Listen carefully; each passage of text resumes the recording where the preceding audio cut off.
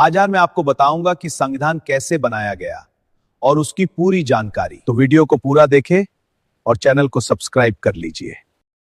एक राष्ट्र का उदय और संविधान की नींव साल 1947। भारत के इतिहास का वह मोड़ जहां सदियों की गुलामी की जंजीरें टूटने वाली थीं, लेकिन स्वतंत्रता की उस सुनहरी सुबह के साथ एक बहुत बड़ा सवाल भी खड़ा था। आजाद भारत का भविष्य कैसा होगा? किस नियम पर यह देश चलेगा? कौन से कानून होंगे जो कश्मीर से कन्याकुमारी तक और गुजरात से अरुणाचल तक हर एक नागरिक को एक धागे में पिरोकर रखेंगे? अंग्रेजों का शासन खत्म हो रहा था, लेकिन अब बारी थी खुद को शासित करने की, खुद को एक ढांचा देने की। यही वह समय था जब भारत ने अपने सबसे महत्वपूर्ण ग्रंथ को लिखने की कलम उठाई। वह ग्रंथ जिसे हम भारत का संविधान कहते हैं। दिल्ली की फिजाओं में सियासी सरगर्मियां तेज थीं। संसद भवन का वह सेंट्रल हॉल जो आज भी गवाह है उस ऐतिहासिक मंथन का, वहां देश के कोने कोने से विद्वान, वकील, स्वतंत्रता सेनानी और विचारक इकट्ठा हुए थे। उनका मकसद केवल एक किताब लिखना नहीं था, बल्कि एक ऐसे जीवित दस्तावेज को जन्म देना था जो आने वाली सदियों तक भारत के लोकतंत्र की रक्षा कर सके। यह कोई आसान काम नहीं था। भारत जैसे विशाल, विविधतापूर्ण और जटिल देश के लिए नियम बनाना मानो समुद्र की लहरों को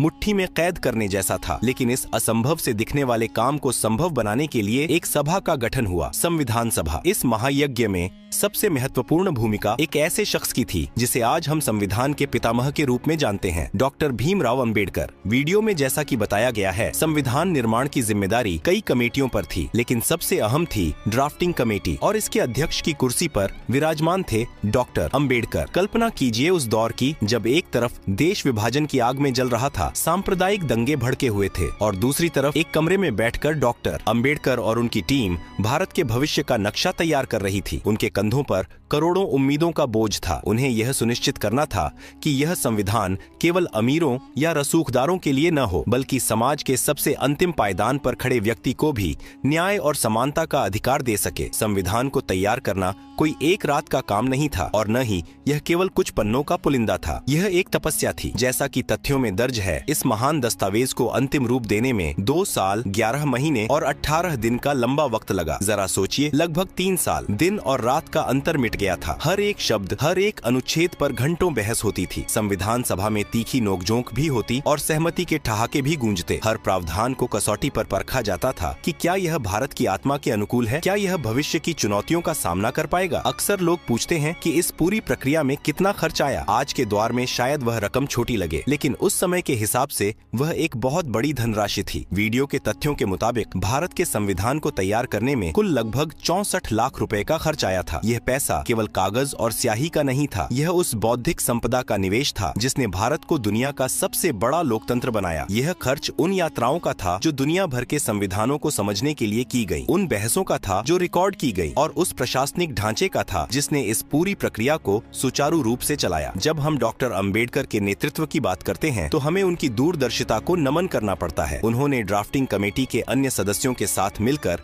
एक ऐसा मसौदा तैयार किया जो न केवल कानूनी रूप से ठोस था, बल्कि सामाजिक रूप से भी संवेदनशील था। उन्होंने पहले ही भांप लिया था कि भारत को एक मजबूत केंद्र की जरूरत है, लेकिन साथ ही राज्यों को भी अपनी शक्तियां चाहिए। उन्होंने धर्म, जाति, भाषा और क्षेत्र से ऊपर उठकर हम भारत के लोग की भावना को कागज पर उतारा। लेकिन क्या संविधान केवल वकीलों द्वारा लिखा गया एक नीरस दस्तावेज था? नहीं, यह तो भारत की कहानी थी। जब यह बनकर तैयार हुआ तो यह दुनिया का सबसे लंबा लिखित संविधान बन गया। इसके मूल रूप में 395 अनुच्छेद, 22 भाग और 8 अनुसूचियां थीं। इसकी विशालता का अंदाजा इसी बात से लगाया जा सकता है कि इसकी मूल प्रति में ही 251 पन्ने थे। यह केवल लंबाई की बात नहीं थी, बल्कि गहराई की बात थी। इसमें हर छोटी से छोटी बात का जिक्र था। सरकार कैसे बनेगी, चुनाव कैसे होंगे, अदालतें कैसे काम करेंगी, और सबसे जरूरी, एक आम नागरिक के अधिकार क्या होंगे। जैसे जैसे समय बीत रहा था, 1949 का साल अपने अंत की ओर बढ़ रहा था। तारीख थी 26 नवंबर 1949। सर्दियों की उस सुबह संविधान सभा ने आखिरकार इस दस्तावेज को अपनाया। यह वह दिन था जब भारत ने खुद को एक संप्रभु राष्ट्र घोषित करने की दिशा में पहला औपचारिक कदम उठाया। इसीलिए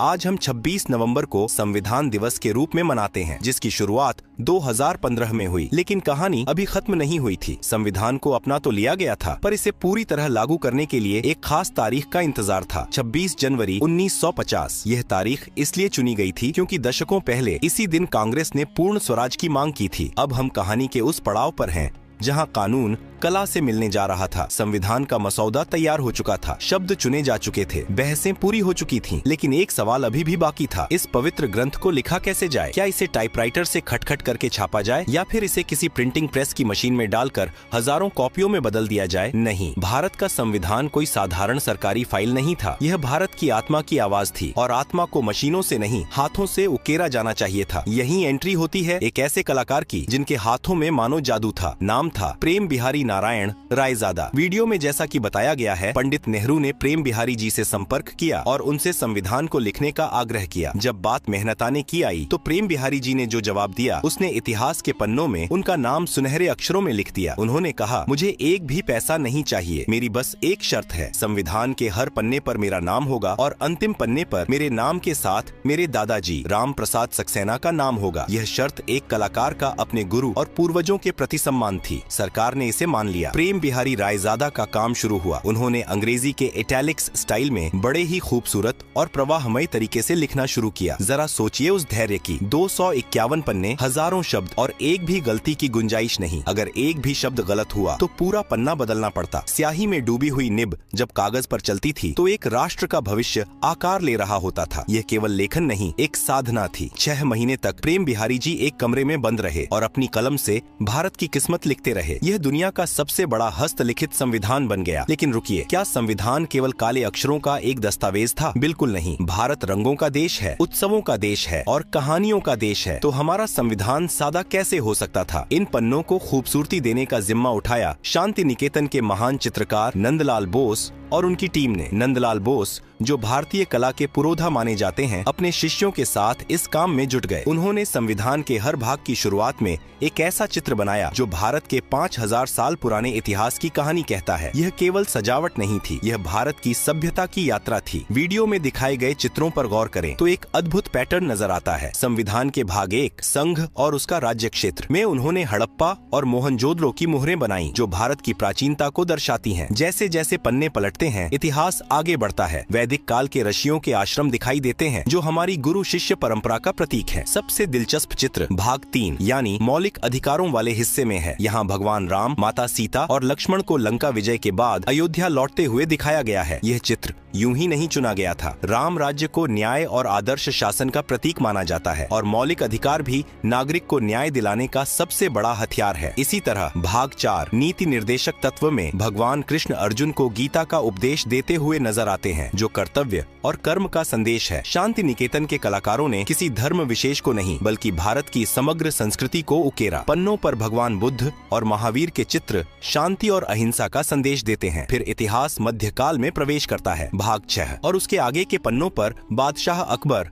और मुगल वास्तुकला की झलक मिलती है। फिर आता है मराठा और सिख साम्राज्य का द्वार जहां छत्रपति शिवाजी महाराज और गुरु गोविंद सिंह जी के चित्र वीरता की गाथा सुनाते हैं। और आखिर में स्वतंत्रता संग्राम भाग 9 और अन्य हिस्सों में महात्मा गांधी की दांडी यात्रा, नोआखाली में दंगा पीड़ितों के बीच बापू और नेताजी सुभाष चंद्र बोस की आजाद हिंद फौज को दर्शाया गया है। यानी जब आप संविधान के पन्ने पलटते हैं तो आप केवल कानून नहीं पढ़ते, आप सिंधु घाटी से लेकर 1947 तक के भारत को अपनी आंखों से देखते हैं। नंदलाल बोस और उनकी टीम ने इन चित्रों को बनाने के लिए सोने की पत्तियों और प्राकृतिक रंगों का इस्तेमाल किया ताकि ये रंग कभी फीके न पड़े। बॉर्डर पर बनाए गए फूल पत्तियां, कमल और हाथी भारत के पर्यावरण प्रेम को दिखाते हैं। प्रेम बिहारी की लिखावट और नंदलाल बोस की कलाकारी ने मिलकर संविधान को एक जीवंत म्यूजियम बना दिया। यह वह दौर था जब कला और कानून एक दूसरे के पूरक बन गए थे। एक तरफ अनुच्छेदों की गंभीरता थी तो दूसरी तरफ चित्रों की सुंदरता। यह दस्तावेज बता रहा था कि भारत अपनी जड़ों से जुड़ा रहकर ही आसमान छू सकता है। लेकिन इतना सुंदर शरीर तैयार होने के बाद अब बारी थी इसमें आत्मा डालने की। यह आत्मा थी संविधान के विचार, उसके मूल्य और उसकी शक्ति। आखिर हमने दुनिया भर के संविधानों को पढ़कर क्या सीखा? अमेरिका से हमने क्या लिया? ब्रिटेन से हमने क्या उधार लिया? और कैसे भारत ने इन सब को मिलाकर अपनी एक अलग पहचान बनाई? हम जानेंगे संविधान के उन स्रोतों के बारे में जिन्होंने भारत को दुनिया का सबसे शक्तिशाली लोकतंत्र बनाया और उस प्रस्तावना के बारे में जो संविधान का सार है। संविधान के पन्ने सज चुके थे, तस्वीरें उकेरी जा चुकी थीं और कानून लिखा जा चुका था। एक शरीर पूरी तरह तैयार था, लेकिन एक शरीर तब तक बेजान रहता है जब तक उसमें आत्मा न हो। भारत के संविधान की यह आत्मा बसती है उसके पहले पन्ने पर, जिसे हम प्रस्तावना कहते हैं। वीडियो में इसका जिक्र बड़े ही खास ढंग से किया गया है। जब आप संविधान फोन खोलते हैं तो सबसे पहले आपकी नजर उन सुनहरे शब्दों पर पड़ती है, हम भारत के लोग। यह केवल एक लाइन नहीं, एक उद्घोषणा थी। यह बता रही थी कि अब भारत पर कोई राजा या अंग्रेज नहीं, बल्कि खुद भारत की जनता राज करेगी। इस प्रस्तावना में 4 ऐसे शब्द पिरोए गए जो इस नए भारत की दिशा तय करने वाले थे: न्याय, स्वतंत्रता, समानता और बंधुत्व। इसे संविधान का परिचय पत्र भी कहा जाता है, जो बताता है कि अंदर लिखे हजारों कानूनों का असली मकसद क्या है। लेकिन एक सवाल अक्सर उठता है और वीडियो में भी इस पर प्रकाश डाला गया है: क्या भारत का संविधान हमारा अपना है या हमने इसे दुनिया से उधार लिया है? आलोचक इसे उधार का थैला कहते थे, लेकिन डॉक्टर अंबेडकर ने इसका जवाब बड़े ही गर्व से दिया था। उन्होंने कहा था, हमें इस बात में कोई शर्म नहीं है कि हमने दुनिया के संविधानों से कुछ सीखा है। यह सच है कि हमारे संविधान निर्माता दुनिया भर में घूमे। उन्होंने अमेरिका, ब्रिटेन, आयरलैंड, कनाडा और कई अन्य देशों के संविधानों को छाना, लेकिन उन्होंने नकल नहीं की बल्कि मंथन किया। उन्होंने उन देशों की खूबियों को तो लिया, लेकिन उनकी कमियों को वहीं छोड़ दिया और उन्हें भारतीय परिस्थितियों के हिसाब से ढाल लिया। उदाहरण के लिए, जैसा कि वीडियो में बताया गया है, हमने ब्रिटेन से संसदीय प्रणाली और कानून का शासन लिया। क्यों? क्योंकि हम अंग्रेजों की इस व्यवस्था से वाकिफ थे और इसे भारत में लागू करना आसान था। फिर हमारी नजर अमेरिका पर गई। वहाँ से हमने सबसे शक्तिशाली चीज ली: मौलिक अधिकार और न्यायिक समीक्षा। इसका मतलब यह था कि अगर सरकार कोई ऐसा कानून बनाए जो जनता के खिलाफ हो, तो सुप्रीम कोर्ट उसे रद्द कर सकता है। यह ताकत हमने अमेरिका से सीखी। फिर बारी आई आयरलैंड की। वहाँ से हमने राज्य के नीति निर्देशक तत्व लिए, जिसका मतलब था कि सरकार की नैतिक जिम्मेदारी क्या होगी: शिक्षा, स्वास्थ्य और रोजगार। और आखिर में कनाडा से हमने सीखा कि एक विशाल देश को एक साथ कैसे रखा जाए, यानी एक मजबूत केंद्र के साथ संघीय ढांचा। इन सब को मिलाकर जो तैयार हुआ, वह दुनिया का सबसे लंबा लिखित संविधान बन गया। वीडियो के तथ्यों के मुताबिक इसमें लगभग 1,45,000 शब्द हैं। कोई और देश इसके आसपास भी नहीं ठहरता। जब यह लागू हुआ तो इसमें 395 अनुच्छेद, 22 भाग और 8 अनुसूचियां थीं। आज जैसा कि वीडियो में अपडेट किया गया है, संशोधनों के बाद इसमें लगभग 470 अनुच्छेद, 25 भाग और 12 अनुसूचियां हो गई हैं। यह लंबाई इसकी कमजोरी नहीं, इसकी ताकत है। भारत जैसे विविधतापूर्ण देश में, जहां हर कोस पर पानी और 4 कोस पर वाणी बदलती हो, वहां हर चीज को स्पष्ट लिखना जरूरी था ताकि भविष्य में कोई विवाद न हो। लेकिन इस विशाल किताब के दिल में क्या था? वह था आम आदमी का कवच, मौलिक अधिकार। संविधान के भाग 3 में हमें 6 ऐसे अधिकार मिले जिन्होंने एक प्रजा को नागरिक बना दिया। समानता का अधिकार, चाहे राजा हो या रंक, कानून की नजर में सब बराबर। स्वतंत्रता का अधिकार, बोलने की, घूमने की और जीने की आजादी। शोषण के विरुद्ध अधिकार, कोई किसी को गुलाम नहीं बना सकता। धर्म की स्वतंत्रता, आप जिस भगवान को चाहें पूजें या न पूजें। संस्कृति और शिक्षा का अधिकार, अपनी भाषा और लिपि को बचाने का हक। संवैधानिक उपचारों का अधिकार, और अगर इनमें से कोई भी हक छीना जाए तो आप सीधे सुप्रीम कोर्ट का दरवाजा खटखटा सकते हैं। डॉक्टर अंबेडकर ने इसी छठे अधिकार को संविधान का हृदय और आत्मा कहा था। इस भाग में हमने देखा कि कैसे दुनिया भर के ज्ञान को निचोड़कर और भारत की जरूरतों को मिलाकर एक ऐसा दस्तावेज तैयार हुआ जो न केवल लंबा था बल्कि लचीला भी था। यह समय के साथ बदल सकता था, लेकिन अपनी मूल भावना को नहीं खो सकता था। अब सब कुछ तैयार था। वह तारीख नजदीक आ रही थी जिसका इंतजार सदियों से था। हस्ताक्षर हो चुके थे, स्याही सूख चुकी थी, लेकिन इस संविधान को सुरक्षित कहाँ रखा जाए? 26 जनवरी की उस सर्द सुबह क्या हुआ था? और आज 70 साल बाद वह असली किताब जिस पर प्रेम बिहारी की कलाकारी और डॉक्टर अंबेडकर के हस्ताक्षर हैं, वह कहाँ है? क्या वह सुरक्षित है? समय का चक्र घूमते घूमते उस तारीख पर आ रुका था जो भारत के इतिहास में अमर होने वाली थी। संविधान बनकर तैयार था, सजाया जा चुका था और उसकी आत्मा उसमें बस चुकी थी, लेकिन एक रस्म अब भी बाकी थी। 24 जनवरी 1950 को संविधान सभा की आखिरी बैठक हुई। बाहर कड़ाके की ठंड थी, लेकिन हॉल के भीतर एक अलग ही गर्मी थी, उत्साह की, गर्व की। इसी दिन 284 सदस्यों ने उस ऐतिहासिक दस्तावेज पर अपने हस्ताक्षर किए। सबसे पहले हस्ताक्षर पंडित जवाहरलाल नेहरू ने किए और सबसे अंत में संविधान सभा के अध्यक्ष डॉक्टर राजेंद्र प्रसाद ने। मूसलाधार बारिश हो रही थी जिसे एक शुभ संकेत माना गया। और फिर आई वह सुबह 26 जनवरी 1950। दिल्ली का आसमान कोहरे में लिपटा था, लेकिन इंडिया गेट और राजपथ, अब कर्तव्य पथ पर, एक नया सूरज उग रहा था। सुबह के 10:18 बजे थे जब भारत को एक संप्रभु लोकतांत्रिक गणराज्य घोषित किया गया। 21 तोपों की सलामी गूंजी और डॉक्टर राजेंद्र प्रसाद ने भारत के पहले राष्ट्रपति के रूप में शपथ ली। इसी के साथ गवर्नमेंट ऑफ इंडिया एक्ट 1935 इतिहास बन गया और भारत का संविधान देश का सर्वोच्च कानून बन गया। तिरंगा फहराया गया और जन गण मन की धुन ने फिजाओं में देशभक्ति घोल दी। लेकिन सवाल ये है कि 26 जनवरी ही क्यों? संविधान तो 26 नवंबर 1949 को ही तैयार हो गया था। उसे 2 महीने तक क्यों रोका गया? जवाब इतिहास के पन्नों में छिपा है। 1930 में इसी तारीख को कांग्रेस ने लाहौर अधिवेशन में पूर्ण स्वराज की मांग की थी और रावी नदी के तट पर तिरंगा फहराया था। उस ऐतिहासिक प्रतिज्ञा को सम्मान देने के लिए संविधान निर्माताओं ने 26 जनवरी का दिन चुना। यह केवल एक तारीख नहीं बल्कि उन शहीदों को श्रद्धांजलि थी जिन्होंने स्वराज का सपना देखा था। अब जब संविधान लागू हो गया तो उस मूल प्रति का क्या हुआ जिसे प्रेम बिहारी रायजादा ने महीनों की मेहनत से लिखा था और नंदलाल बोस ने सजाया था? क्या उसे किसी अलमारी में बंद कर दिया गया? नहीं, वह मूल प्रति आज भारत की सबसे सुरक्षित धरोहरों में से एक है। वीडियो में जैसा बताया गया है, यह नेशनल आर्काइव्स ऑफ इंडिया या संसद भवन की लाइब्रेरी में एक विशेष कक्ष में रखी गई है, लेकिन इसे हवा में खुला नहीं छोड़ा गया है। कागज की सबसे बड़ी दुश्मन होती है हवा और नमी। ऑक्सीजन के संपर्क में आने से कागज पीला पड़ने लगता है और गलने लगता है। इसे वैज्ञानिक भाषा में फॉक्सिंग कहते हैं। हमारे संविधान को इस फॉक्सिंग से बचाने के लिए विज्ञान का सहारा लिया गया। इसे एक एयर टाइट कांच के केस में रखा गया है, लेकिन इसके अंदर हवा नहीं है। इसके अंदर भरी गई है हीलियम गैस। हीलियम एक अक्रिय गैस है जो किसी भी चीज के साथ प्रतिक्रिया नहीं करती। यह सुनिश्चित करती है कि कागज, स्याही और सोने की पत्तियां वैसी ही चमकती रहें जैसी वे 1950 में थीं। हर साल इस चैम्बर की जांच की जाती है ताकि गैस का दबाव बना रहे। अमेरिका के संविधान को भी इसी तरह संरक्षित किया गया है, लेकिन भारतीय सुरक्षा तकनीक उससे भी कहीं आगे है। यह केस कैलिफोर्निया की एक कंपनी के सहयोग से